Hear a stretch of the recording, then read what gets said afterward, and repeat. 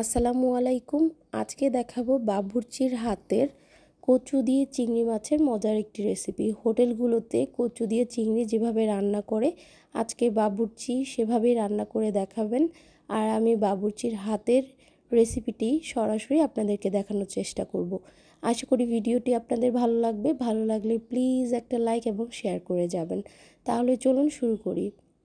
প্রথমে একটা প্যানে উনি তেল দিয়ে দিয়েছেন এবং তেলের পরিমাণটা একটু বেশি দিয়েছেন। এর মধ্যে দিয়ে দিয়েছেন শুকনা মরিচ এবং শুকনা মরিচের ডাঁটগুলো সহ দিয়েছেন। উনি এখানে 8টার মতো শুকনা মরিচ দিয়েছেন।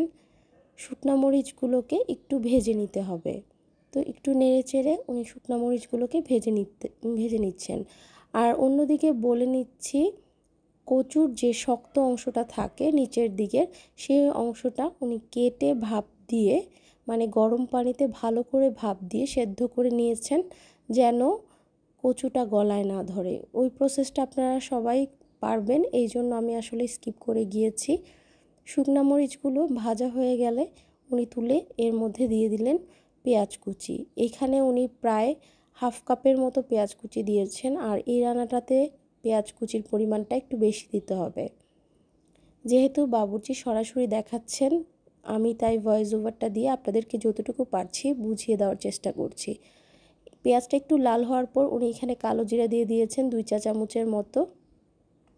তবে আপনারা কচু কতটুকু রান্না করবেন তার উপর কিন্তু ডিপেন্ড করবে কালো জিরা কতটুকু দিবেন। এখানে উনি 1 টেবিল চামচ আদা বাটা এবং 2 টেবিল চামচ দিয়ে দিয়েছেন রসুন বাটা। রসুন বাটার পরিমাণটা একটু বেশি দিতে হবে। তারপরে আবার আদা রসুনটাকে উনি পেঁয়াজের সাথে একটু ভেজে নিচ্ছেন। আশা করি রেসিপিটি আপনাদের ভালো লাগবে আর এইভাবে রান্না করবেন। অবশ্যই আপনারা আমাকে কমেন্ট করে জানাবেন কেমন লেগেছে রান্না করার পর, কারণ এটা খেতে কিন্তু অনেক বেশি মজার হয়েছে। তো আমি এখানে দেখাচ্ছি, উনি স্ক্রিনে দেখানো অনুপাতে একটু পানি দিয়ে দিয়েছেন। হাফ কাপের মতো পানি দিয়ে উনি এখানে স্বাদ মতো লবণ দিয়ে দিয়েছেন। বাবুর্চিরা ঠিক এভাবেই রান্না করেন, ওনারা হোটেলে এভাবেই রান্না করেন। তো আপনারা অবশ্যই এভাবে ট্রাই করবেন। আর এখন উনি দিয়ে দিচ্ছেন শুকনো উপকরণ। প্রথমে দিয়ে দিলেন হলুদ গুঁড়ো 1.5 চা চামচ, দিয়ে দিচ্ছেন মরিচের গুঁড়ো 1 চা চামচ আর ধনে গুঁড়ো 1 চা চামচ। সবগুলো উপকরণ এখন উনি খুব ভালোভাবে কষিয়ে নিচ্ছেন। যত বেশি কষিয়ে নেবেন তত বেশি মজার হবে রান্নাটা। আর চুলার আঁচ মিডিয়ামে রেখে অনবরত নেড়েচেড়ে কিন্তু এটা কষিয়ে নিতে হবে। কষিয়ে নিয়ে যখন উপরে তেল ভেসে আসবে তখন এর মাঝে ছোট চিংড়ি মাছগুলো অ্যাড করতে হবে। আপনারা চাইলে একদম ছোট সাইজের চিংড়ি মাছও অ্যাড করতে পারেন, আবার একটু বড় সাইজের চিংড়ি মাছও অ্যাড করতে পারেন। এখানে আমি ওনাকে ছোট থেকে একটু বড় যে সাইজটা আছে, মানে ছোট সাইজটাই বলা যায়, ওই চিংড়িগুলো দিয়েছি। উনি এখানে প্রায় হাফ কাপের মতো চিংড়ি মাছ দিয়ে দিয়েছেন।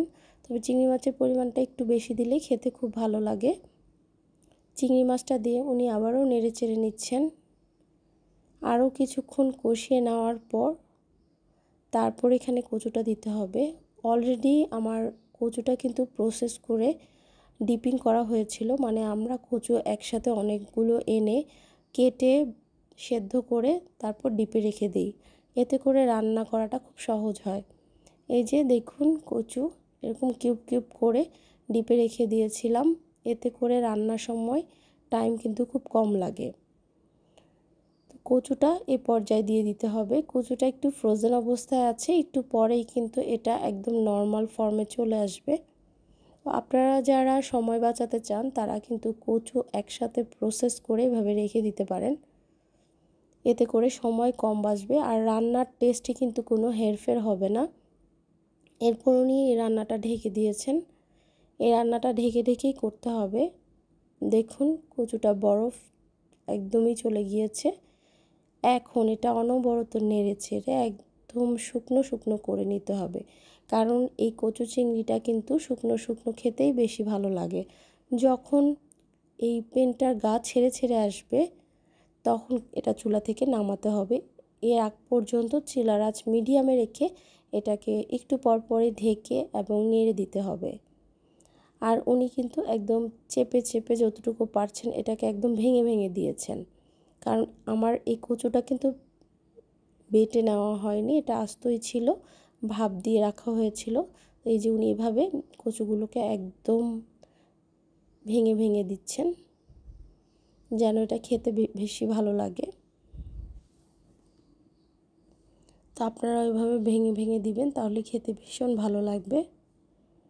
তো আবারও ঢেকে এভাবে করে একটু পরপর ঢেকে ঢেকে রান্নাটা করে নিচ্ছেন, আর এভাবেই রান্না করে নিতে হবে।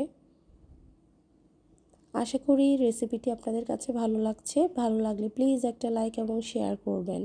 চ্যানেল থেকে দেখে থাকলে চ্যানেলটি সাবস্ক্রাইব করার অনুরোধ করছি, আর যারা পেজ থেকে দেখছেন প্লিজ আমার পেজটি ফলো দিয়ে রাখবেন। আপনাদের সাপোর্টগুলো কিন্তু আমার অনেক বেশি প্রয়োজন। আর আপনারা কী ধরনের রেসিপি আরও দেখতে চাচ্ছেন কমেন্টস বক্সে জানাতে পারেন।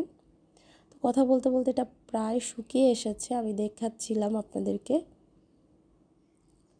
তো অনেকটা শুকিয়ে আসার পর এর মাঝে উনি দিয়ে দিচ্ছেন শুকনো মরিচ। উনি এখানে 3টার মতো শুকনো মরিচ, ভাজা শুকনো মরিচ একদম ভেঙে দিয়ে দিয়েছেন। তো আপনারা শুকনো মরিচের পরিমাণটা আর একটু বেশিও দিতে পারেন। তো উনি একটু শুকনো মরিচ এখানে দিয়েছেন, আর বাকি কয়েকটা শুকনো মরিচ ভাতের সাথে খাওয়ার জন্য উনি উঠিয়ে রেখেছেন, মানে উনি তখন কচুটা সার্ভ করবেন তখন উনি এটা দিবেন। তো কচুটা প্রায় হয়ে এসেছে, এই পর্যায়ে উনি এখানে অ্যাড করে দিবেন লেবুর রস। এই লেবুর রসটা অ্যাড করলে এই কচুটার ফ্লেভারটা যেমন ভালো আসে, তেমনি কিন্তু কচু গলায় ধরার সম্ভাবনা একদমই থাকে না। অলরেডি এখানে রসুনের পরিমাণটা বেশি দেওয়া হয়েছে, কচু এমনিতেও গলায় ধরবে না, তারপরে উনি এখানে লেবু দিয়ে দিয়েছেন এবং লেবু কিন্তু টেস্টটা অনেক বাড়িয়েছে। দেখুন হয়ে গিয়েছে, এখন সার্ভ করে নেওয়ার পালা। তো একটা বাটিতে উনি সার্ভ করে দিয়েছেন, আমি আপনাদেরকে দেখাচ্ছি। দেখুন কালারটাও কত সুন্দর। আশা করি আপনাদের আজকের রেসিপিটি ভালো লেগেছে। সবাই অনেক ভালো থাকবেন। আল্লাহ হাফেজ। আসসালামু আলাইকুম।